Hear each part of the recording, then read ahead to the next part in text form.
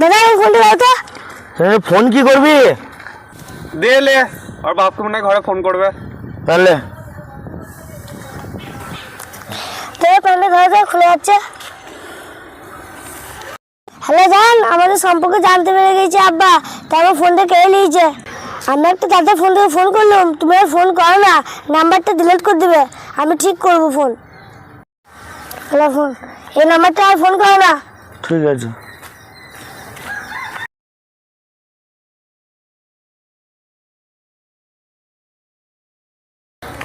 দাদা আর ফোনটা দাও তো। বেবি এই শোনা যাচ্ছে দেখে মনে হচ্ছে 30 বছর সিঙ্গেল ছিল, এই নাম্বারটা ব্লক করে দাও। এই তোর বলে ফোন।